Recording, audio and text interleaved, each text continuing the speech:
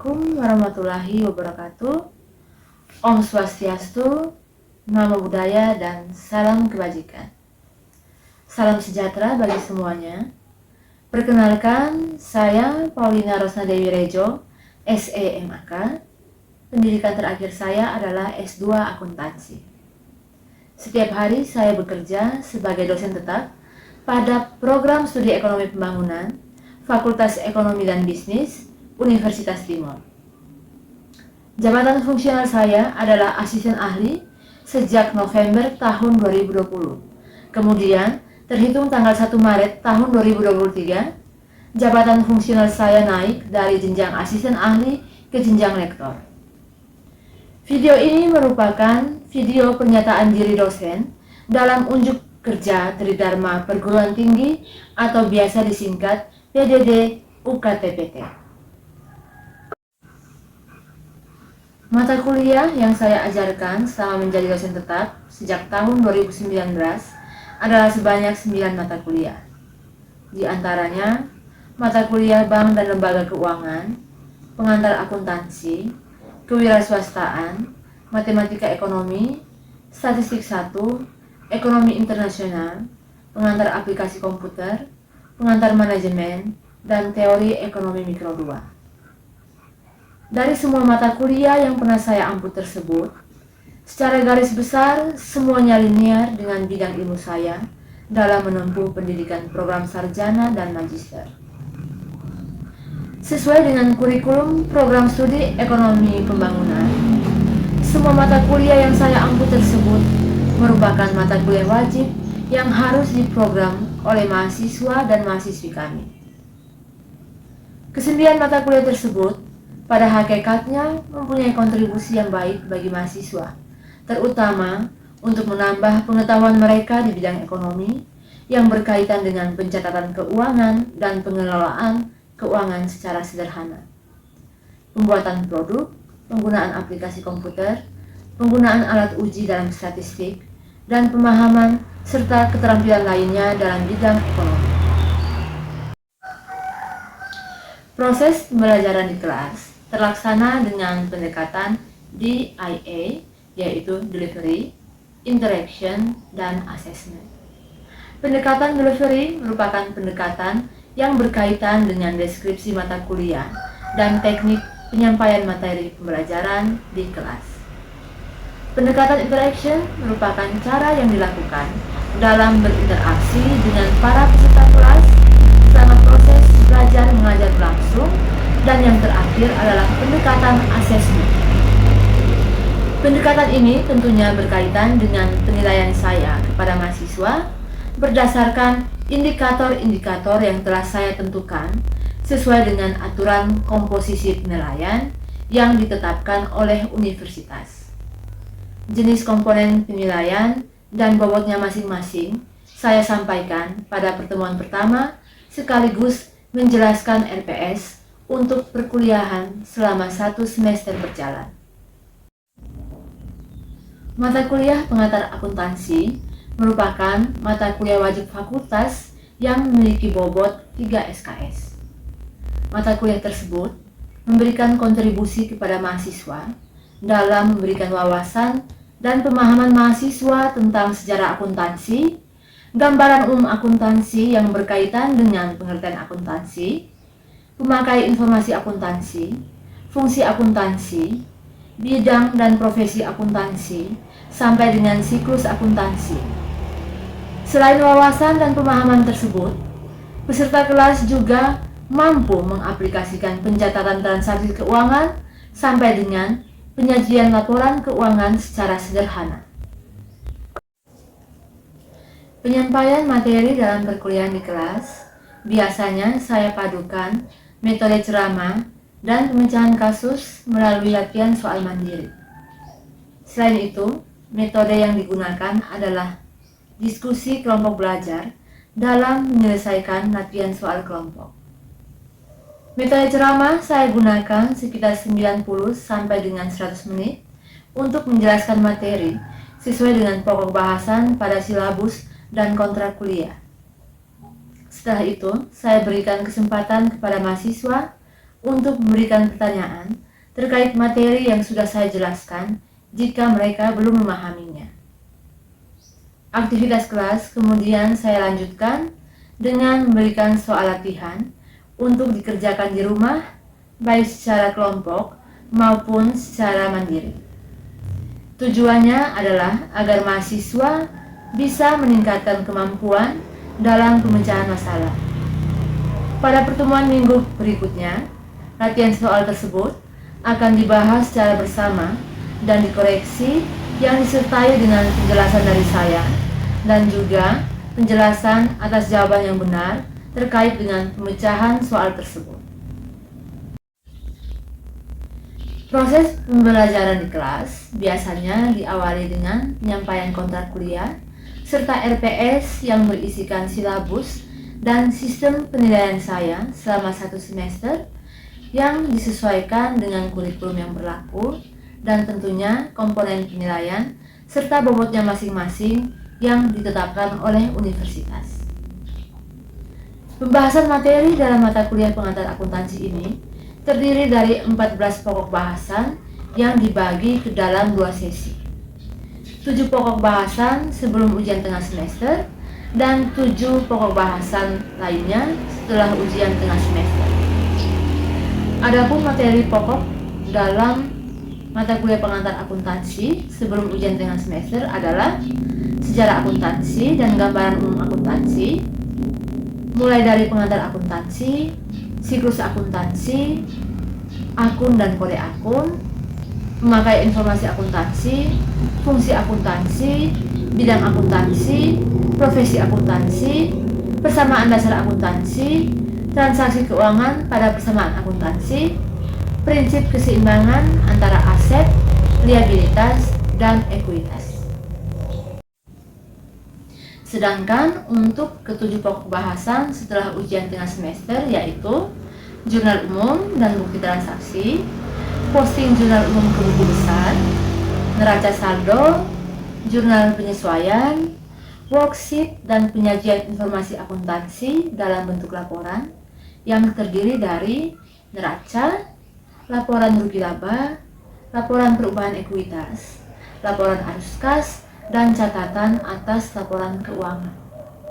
Fokus pembahasan pada mata kuliah pengantar akuntansi terletak pada pemahaman dan kemampuan dalam menyajikan informasi akuntansi dalam bentuk laporan keuangan yang sudah dirincikan satu persatu tadi. Sehingga mata kuliah ini harusnya berdampak pada pengaplikasiannya dalam kehidupan sehari-hari. Semester ialah pemberian nilai, di mana sistem penilaian yang saya terapkan adalah penilaian proses dan hasil. Penilaian proses dilakukan saat proses perkuliahan berlangsung, saat diskusi, serta keaktifan dalam kelas.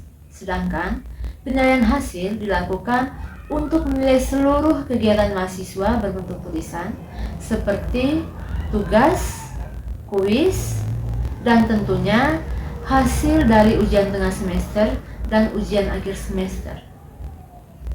Uraian lebih lanjut berkaitan dengan Dharma Pendidikan terekam dalam video proses pembelajaran saya dalam kelas yang ditampilkan berikut.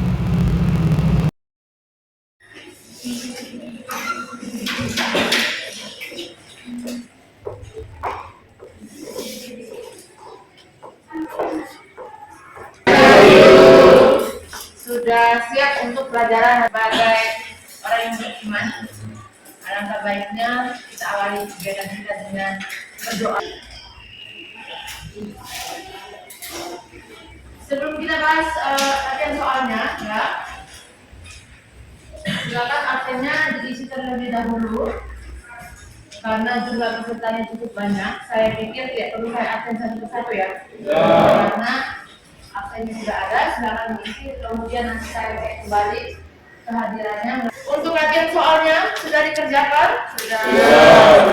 Kalau sudah, minggu lalu ada beberapa yang tidak masuk. Saya harap bahan ajarnya dibaca sehingga latihan soalnya juga mengingat persamaan dasar akuntansi secara fungsi apa? Harta, Harta sama dengan modal ditambah jadi jangan lupa utangnya. Harta itu sama dengan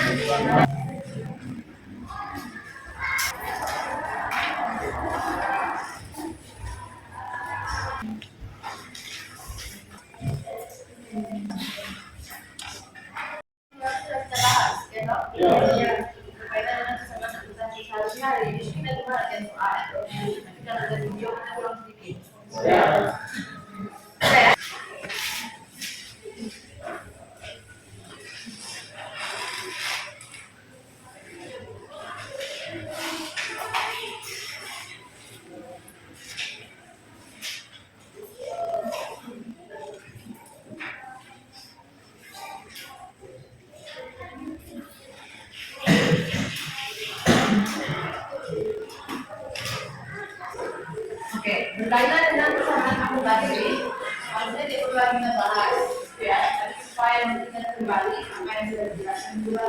Mungkin ada beberapa komponen penting yang harus diingat berkaitan dengan perubahan harta atau aset dan apa? Likuiditas, kemudian modal atau nah, itu ya. Nah, di sini komponen yang penting itu adalah yang pertama, perubahan harta atau aset itu akan diikuti oleh perubahan harta yang lain. Misalnya, hartanya bertambah atau berkurang, maka komponen di sebelah harta, yaitu utang atau modal akan itu bertambah atau berkurang dalam jumlah yang sama. Misalnya kayak gitu, akan pinjaman ke bank senilai 100 juta, contohnya ya. Berarti komponen harta atau aset itu bertambah dalam bentuk apa? Dalam bentuk kas, ya kan? Nah, di sisi aset itu atau harta bertambah kan? Nah, bertambah aset atau harta ini yang senilai 100 juta itu diikuti oleh komponen lain di sisi kirinya, yaitu apa? Utang. Oke ya, di sisi aset kas bertambah 100 juta, di sisi pasifa itu utang juga bertambah 100 juta. Maka di sini tidak perubahan harta, nah bertambah atau berkurang itu akan diikuti oleh komponen yang lain dengan jumlah yang sama, gitu ya. Tidak mungkin kasnya bertambah 100 juta karena di sisi lain pasifanya utang juga bertambah 50 juta, kan tidak mungkin seperti itu.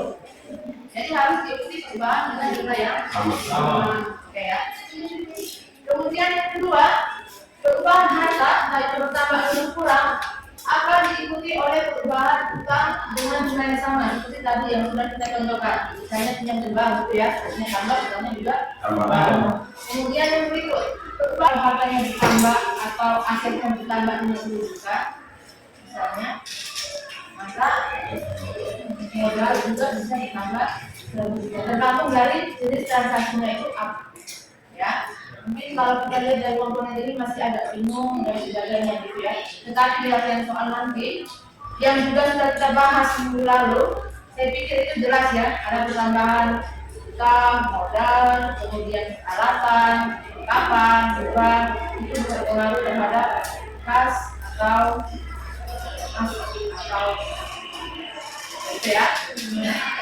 Kemudian yang berikut perubahan modal diikuti oleh perubahan dan perubahan utang dan modal dengan jumlah yang sama seperti yang kita lihat. Bisa juga kasnya tambah atau utangnya tambah, tapi di sisi lain bukan utang saja yang tambah atau modal saja yang tambah, tapi sama-sama yang tambah, utangnya tambah, modalnya tambah. Tetapi misalnya kalau utangnya tambah 50 juta, itu bertambah 100. Berarti di sisi kiri itu bertambah 100 juta, di sisi kanan bertambah 100 juta. Walaupun di sisi kiri itu ada dua komponen yang berubah, yaitu utang dan modal. Oke ya, silakan. Ini tulis di situ ya. Saya tulis di situ, silakan ditulis nanti kita pakai bisa. Oke. Yang silakan buat tabel. Ini rumusnya di mana? Coba cek dulu.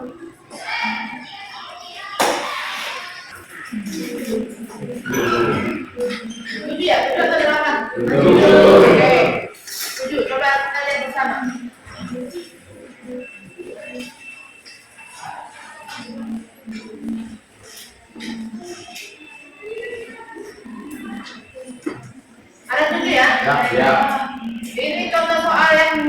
kasih ya.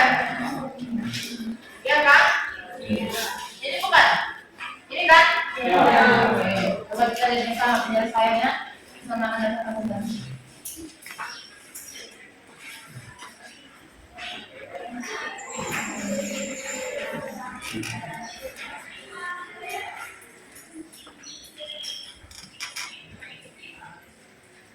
Kamu tidak deh.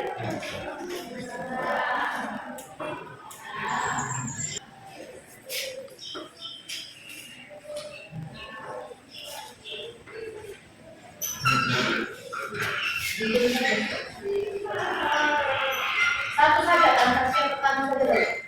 Transaksi yang pertama saja.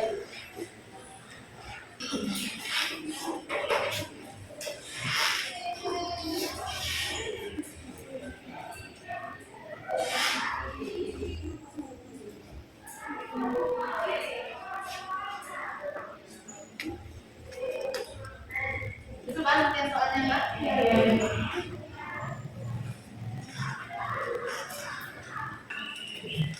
Oke, yang pertama itu bagian soalnya Nyonya Fitria menyatakan bank sebesar 10 juta sebagai setoran modal awal, gitu kan? Apa yang berubah? Ini berarti harta kurang tinggi ya, ini harta atau aset juga nanti ditulis ya. Nah, itu ada penyetoran modal awal sebesar 10 juta oleh pemilik perusahaan atau yang Fitria. Maka di situ yang pertama adalah apa? Perkiraan yang adalah menyatakan komponen besar sebagai setoran awal. Di sisi lain, perkiraan orang pertama karena uang yang digunakan merupakan modal awal. Oke, then fees, ya kan? Benar kan namanya? Dari transaksi ini, maka perkiraan yang muncul, ya kan? Tadi di persamaan akuntan itu kan bilang kan, kalau di sisi aktiva bertambah sekian atau berkurang sekian, maka di sisi kredit juga bertambah atau berkurang dalam jumlah yang sama.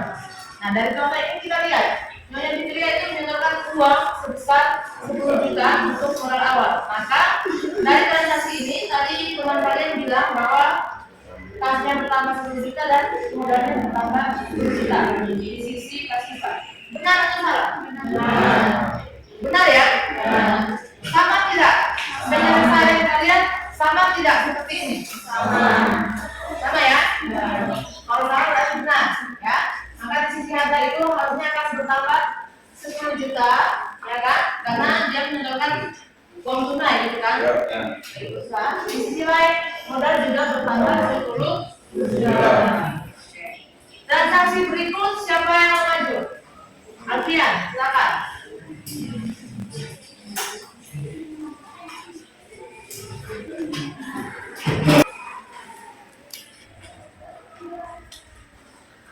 Transaksinya itu adalah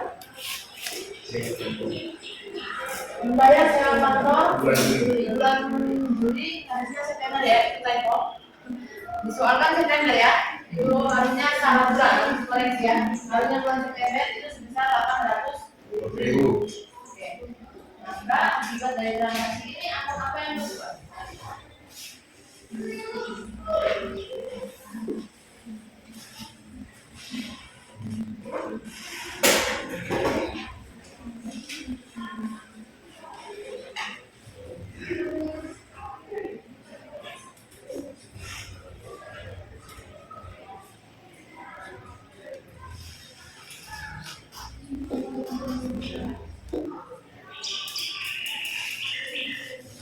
Oke. Ada yang punya pendapat yang lain? Sama. Kalau sama coba. Mana? Ini kerja masing-masing kok? Mana itu dari kok? Ini satu orang yang kerja, yang lain salin atau kerja masing-masing atau kerja saling diskusi? Kalau kerjanya diskusi, gitu ya. Kalau individu ya. Oke. Dari transaksi ini, kita lihat ada perubahan pada sisi harta dan modal atau sisi aktif dan ekuitas, ya kan? Transaksi berikut ada pembayaran sewa kantor sebesar 800.000 rupiah. Karena kita membayar beban, maka otomatis transaksi ini akan berpengaruh kepada kas, ya kan? Kita mengeluarkan uang, ya kan? Maka kas kita berkurang sesuai dengan beban yang kita bayar, yaitu sejumlah 800.000. Maka di sini kasnya berkurang 800.000, ya kan? Kemudian di sisi pasifa itu modal juga berkurang sebesar 800.000. Maka saldonya itu adalah 9.200. Di sini 9.200. Kemudian kesalahannya apa? Kita membayar beban. Gampang ya, kesalahan nanti. Gampang kan? Nanti yang mulai susah itu sudah pada di sampai pada laporan keuangan. Nah, itu bingung ya. Laporan laba rugi, laporan perubahan modal, habis kas. Kalau kita salah menentukan akunnya, laporannya juga terpengaruh, bisa salah, gitu ya. Maka di sini harus paham betul. Oke? Nah, kita lanjut. Di transaksi yang berikut, yang ketiga itu ada pembelian peralatan kantor secara kredit. Membeli peralatan kantor secara kredit senilai 3 juta rupiah. Siapa yang bisa? Kita dulu ya. Nanti abis ini baru langsung ya. Lihat. Nah.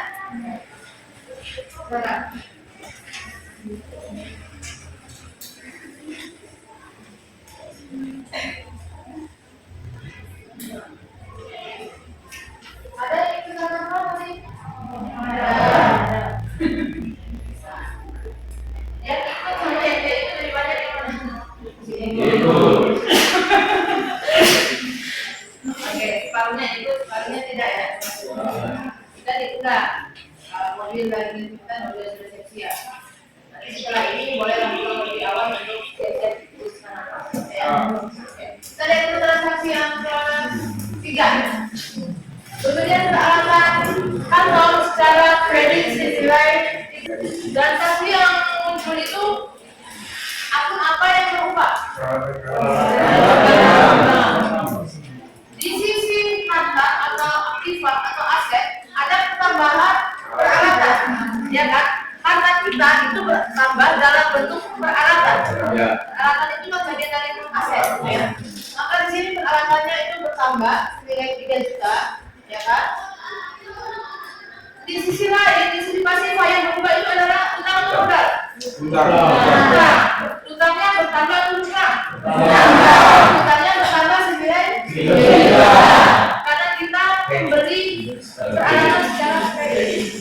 Nah, kalau pembeliannya secara tunai, baru di sisi modalnya itu berkurang. Ya kan? Bukan modal. Modal berkurang, kasnya juga berkurang. Karena kita mengeluarkan uang, ya kan? Iya. Dari 1.200.000 rupiah. Siapa? Nona dulu, setelah itu baru Bima, ya? Nona siapa namanya? Saya lupa, belum menghafal karena ini baru pertemuan ke sekian, ya? Pak. Siapa namanya, Nona? Jessica, silakan. Lebih menghafal yang lebih aktif ya. Yang lainnya belum terlalu hafal, tapi nanti dikasih sedikit.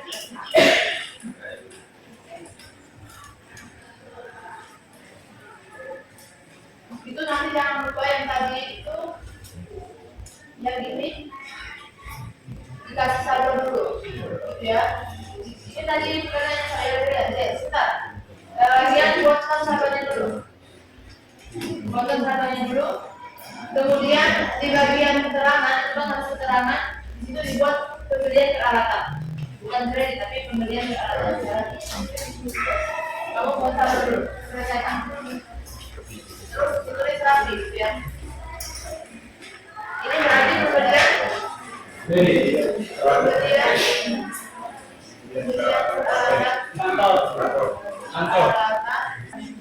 Selesaikan dengan kemudian. Saldonya berapa sekarang? Nanti kamu hitung setiap akun, ya kan? Itu juga ada di sini. Berarti kasnya berapa sekarang? Nah, kasnya punya kita berarti ya. Tinggal hitung saja saldonya toh. Kasnya ya, RB berapa? Jangan lupa tulis rupiahnya. Itu kan menunjukkan satuan uang gitu kan? Ya. Satu dolar. Dan Indonesia rupiah gitu ya. Nah, kemudian juga 200. Kemudian peralatan berapa? Peralatan. Nah, itu peralatan senilai 3 juta. Ya, tulis. Dia tulis lagi saldonya sekarang, ya kan?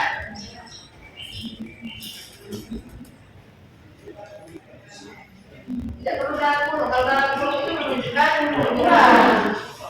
Nah, jadi tulis lagi saldonya sekarang 3 juta. 3 juta. 3 juta ya. Nah, oke. Modalnya sekarang berapa? Masih 9 juta. Yang lurus. 5. Sudah ada 3 juta. Nah, gitu.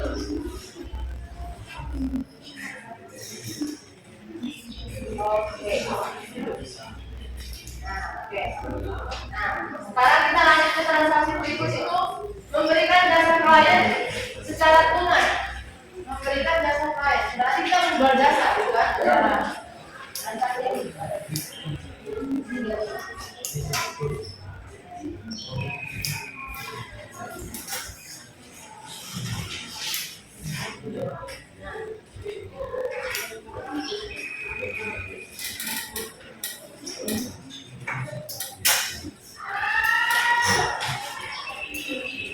Transaksi berikut.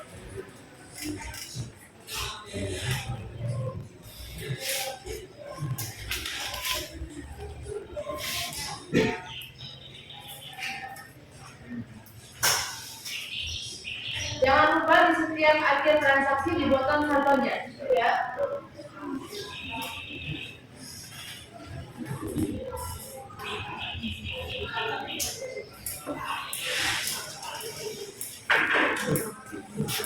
Mungkin ada yang pendapatnya berbeda, ya. Itu adalah kesalahan dari pengalaman, ya. Dari kesalahan kita akan selalu ingat, oh itu salah nih, yang benar ini, gitu ya. Ada yang beda ya jawabannya? Ada yang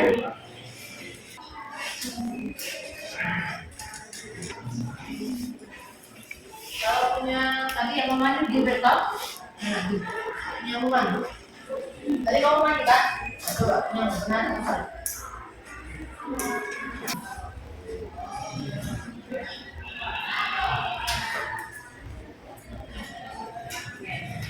Ini kalau ada beda tapi dapat dia ya.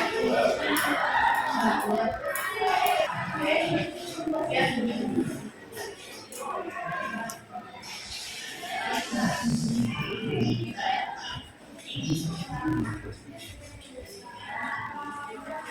Jadi kita ada yang punya pendapat yang berbeda, silakan. Di sini kenapa? Karena saldo dari lihat ke transaksinya. Transaksinya di situ dia bilang memberikan jasa klien secara tunai nilai 1.500.000. Oke, tadi clear ya. Hal itu akan berkurang ketika kita mengeluarkan uang tentang membayar gaji, dan sewa, membeli peralatan. Nah, itu berarti kasnya berkurang. Ya, maka di sini transaksi yang dikerjakan oleh Jessica itu jawabannya belum tepat. Ya. Nah, ada yang punya jawaban yang lain silakan. Gilbert.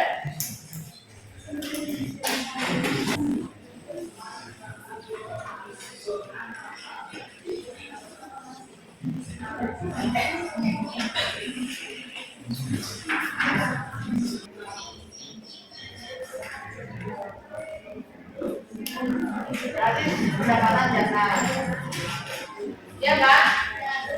Transaksi ini kan berarti ada penjualan jasa kita kan? Secara tunai berarti ada pendapatan jasa gitu, dari jasa yang kita berikan, ya kan? Maka keterangannya kita tulis pendapatan jasa, ya. Dari transaksi ini yang berubah, yang pertama otomatis adalah saldonya sekarang berapa? Saldonya sekarang berapa? Ini adik kelasnya itu saldonya 900, saldo ini 10 juta. Saldonya 10 juta. Oke. Iya kan? Itu di sisi aset.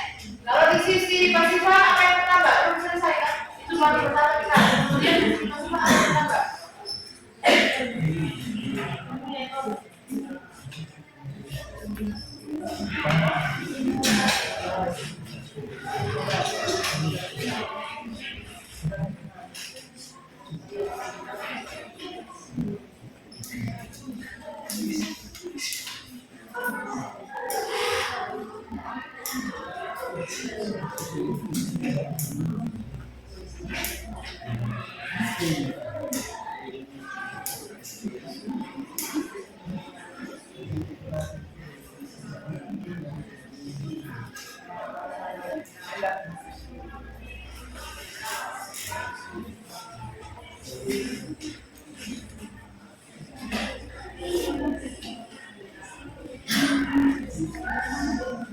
Sudah? Yakin sama jawabannya juga? Yakin? Nah, kalau yakin kembali buka.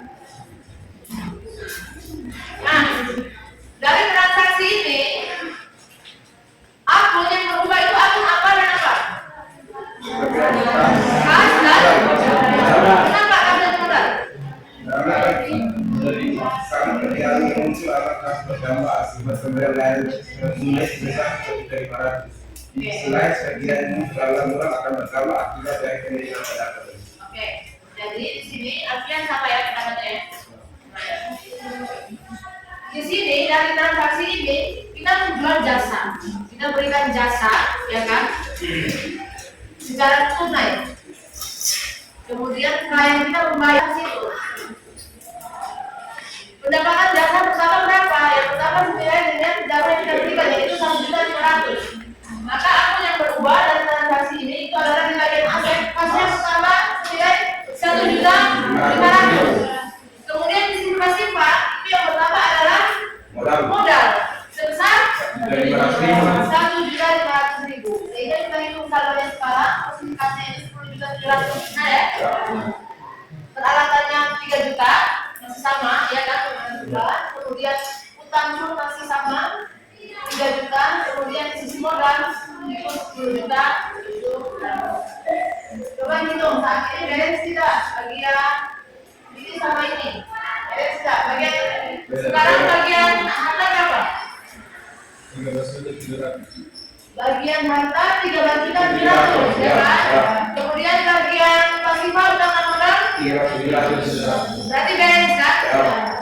Kalau tidak balance berarti coba cek kembali. Mungkin ada salah pencatatan atau salah nol di sini. Kalau salah satu nol itu orang akuntansi menganggap sangat material, ya kan? 1 juta karena salah satu nol bisa jadi 100 juta. Kalau kita jadi kasir bank itu teler, orang transfer 10 juta. Kita buat kelebihan nol di sistem. Kalau perusahaan banknya nanti jadinya selisih 90 juta, ya kan? Karena yang harusnya transaksi cuma 10 juta dibuat 100 juta, maka ada selisih sebesar 90 juta. Nah, kita lanjut ya. Lanjut transaksi yang berikut itu ada meminjam uang ke bank sebesar 7 juta ya. 7 juta. Transaksi ini siapa yang bisa? Rupiah. Setelah ini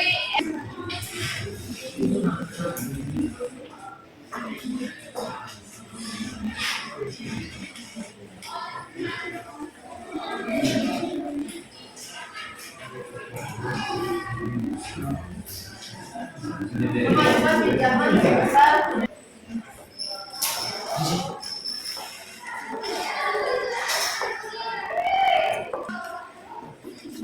sudah.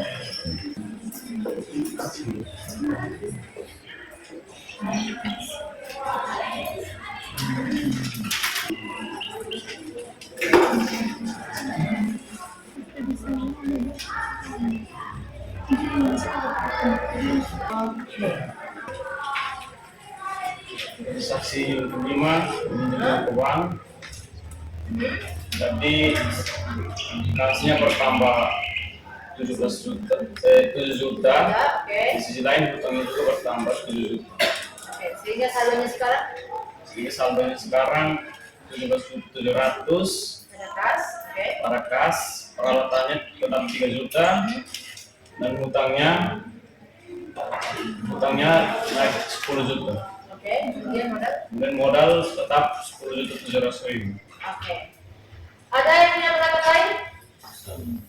Sama ya? Sama. Nah, dari transaksi ini jelas pemilik itu mengajukan kemudian di sisi lain modalnya itu bertambah sebesar berapa? 7 juta. Modal atau utang? Kenapa bukan modal? Karena dia meminjamkan harus dibayar gitu. Kenapa bukan modal? Karena ada akulutan dari masuk. Yakin bukan modal ya? Ya, bukan. Oke, berarti paham. Kalau paham, saat dibolak-balik harusnya tetap ngerti tujuh penjerian ya. Ya. Karena ada yang kalau tidak paham, saya bilang bersama modal, iya bersama modal. Modal tidak bisa bertambah karena di sisi harta tadi kan kas sudah bertambah, ya kan? Modal tidak akan bertambah lagi karena di sisi kas itu sudah bertambah senilai 7 juta di sisi aset, ya kan? Artinya uangnya itu sudah ada loh di kas. Kita mengajukan pinjaman ke bank, sehingga utang bertambah sebesar 7 juta. Maka saldonya sekarang kas itu sebesar 17.700.000, ya kan? Kemudian di sisi peralatan masih tetap 3 juta. Di sisi utang tadi yang cuma 3 juta naik menjadi 10 juta karena ada pinjaman bank tadi sebesar 7 juta. Kemudian di sisi modal itu masih sama yaitu sebesar 10.700.000. Nah, sampai di transaksi ini paham? Paham. Ada pertanyaan? Sampai saat ini ada pertanyaan? Pas? Pas. Kalau pas dijawab pas gitu. Dijawab ya? Oke.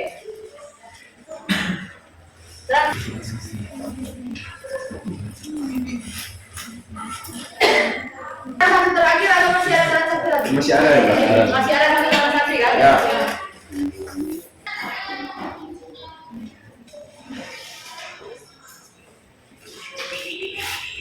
Memberikan jasa klien secara kredit. Kalau tadi secara tunai, sekarang kita memberikan jasa secara kredit. Kita lihat dari transaksi ini apa yang terpengaruh ya.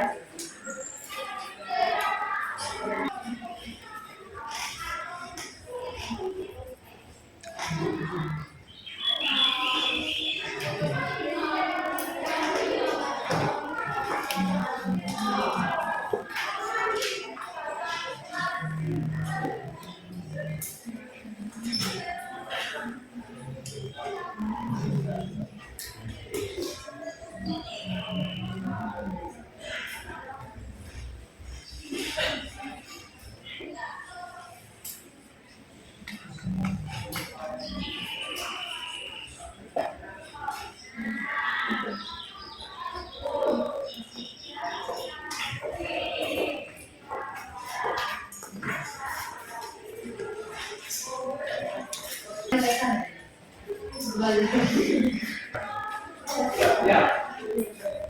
Gimana?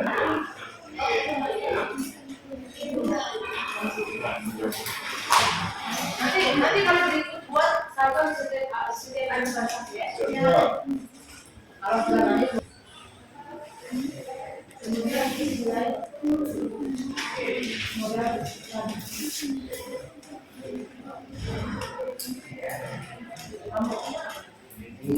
Di sini modalnya utama kan. Para perkiraan modal akan bertambah karena kita yang pertama tapi saldonya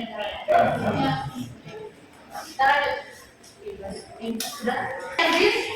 Penjelasannya apa? Secara kreditnya Masih belum dibayar. masih punya hak untuk Menagih. menagih. Dia hanya belum dibayar, berarti kita punya hak untuk menagih. Maka akun yang terpengaruh adalah juta. Juta pertama 2 juta, Oke. modal Modal 2 juta. Modal berkurang 2 juta. Ada yang punya pendapat yang lain? Oke, Albian atau Levis? Albian atau Levis? Tadi sama, jawabannya Albian atau Levis sama? Sama, oke, silakan.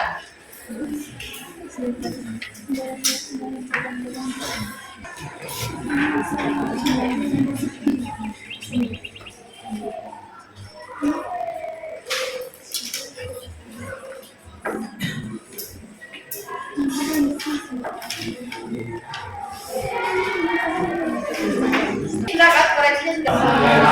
Oke, jadi penjelasannya itu seperti ini. Kalau tadi itu kita memberikan jasa secara tunai, ya kan? Maka yang pertama itu adalah kas dan modal. Kas pertama di sisi aset sini, selatan, kemudian modal pertama di sisi pasifa. Sekarang kita punya pemilikan transaksi, kita sama-sama menjual jasa, tapi saat ini jasa yang kita jual ini secara kredit. Artinya belum ada uang khas atau tunai yang kita terima, kan? Maka di sisi aset atau harta itu yang pertama adalah piutang di sini. Piutang senilai 2 juta rupiah. Di sisi lain, modal juga itu bertambah. Tapi modalnya bertambah karena kita ada penambahan piutang di sisi aset ini sebesar 2 juta rupiah. Paham ya sampai sini ya? Paham ya? Kalau belum paham saya ulangi. Paham nggak? Paham ya? Sepakat ya? Maka kalau sekarang itu adalah kas senilai 17.700.000, ya kan? Ya. Kemudian piutang itu saldonya adalah 2 juta, ya kan? Peralatan 3 juta, kemudian hutang 10 juta, modal ada penambahan 2 juta, maka sekarang saldonya itu adalah 12 juta. Nah, sekarang coba dihitung bagian aset dan utang tambah modal ini berapa? Bedanya tidak? Coba dihitung. 20 juta. Ini sekarang berapa? Di sisi aset itu berapa? 20 juta 700. 22.700.000, ya kan? Di sisi aset itu berarti kas tambah piutang tambah peralatan 17.700.000, ya kan? Ditambah 2 juta, tambah peralatan 3 juta, totalnya kan 22.700.000, ya kan?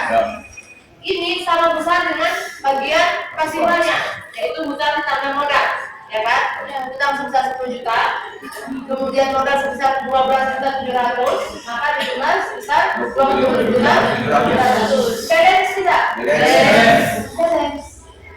Sisi pasifa dan aktiva itu harus beres. Harta. Apa? Siapa yang maju? Silakan.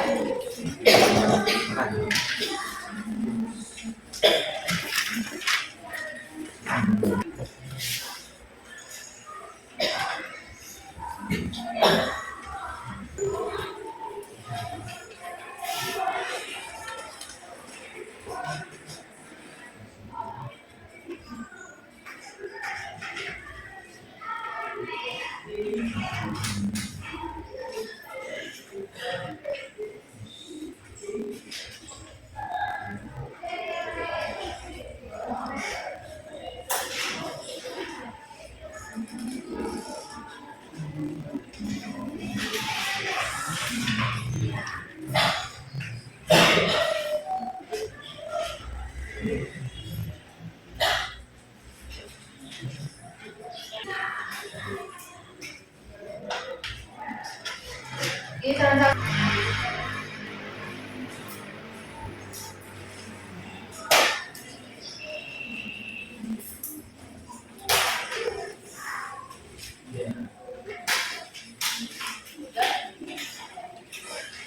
Bagaimana penjelasannya? Nanti Susi mau jawab kita kan? kurang karena lupa membayar dari karyawan, uang bursa serta uang bursa register dan AP. Jadi total semuanya adalah 5.400.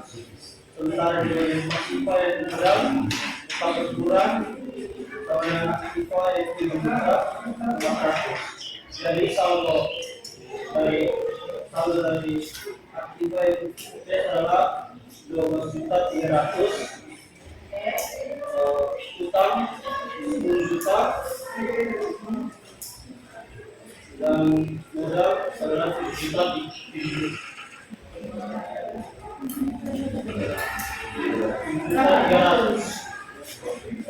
Ini berapa ini? Ini berapa?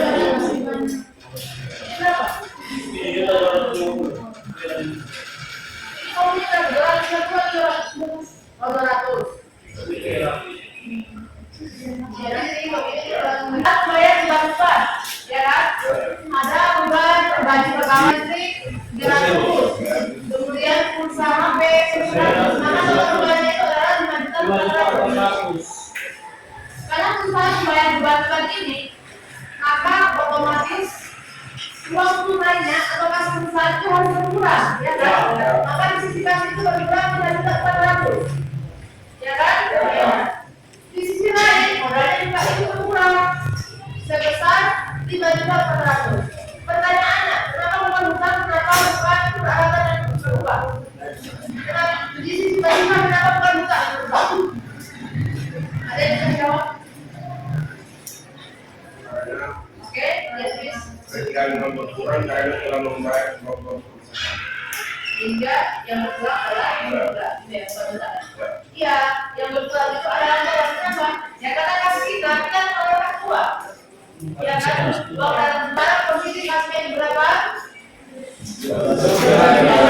Kemudian utang 2 juta, peralatan 3 juta, utang 10 juta, dan lupa adalah modal. Modal itu dimulai dengan dibayar 100. Berapa? 300. Ini bukan 200 tapi 300 ya. Karena dikurangi 5.400. Sekarang dihitung sisi pasifah atau asetnya berapa sekarang? 15 juta. Kemudian sisi pasifah 17.300.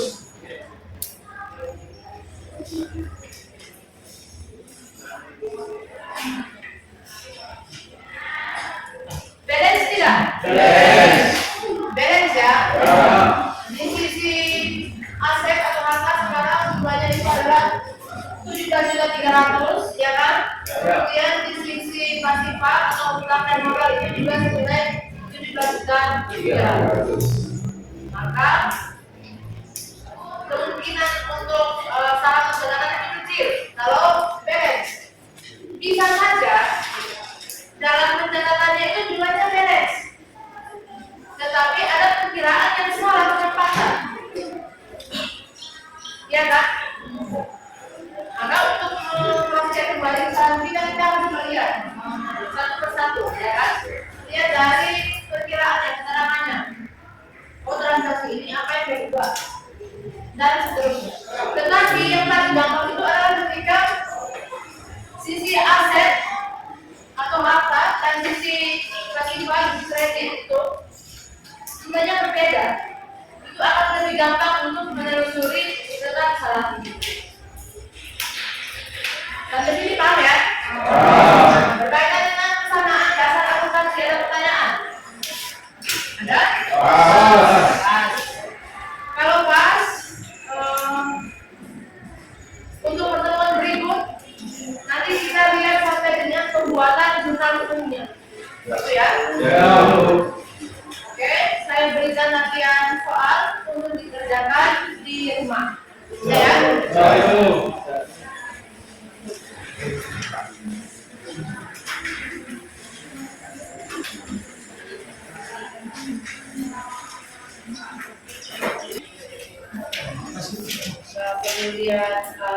Kemudian saya ya.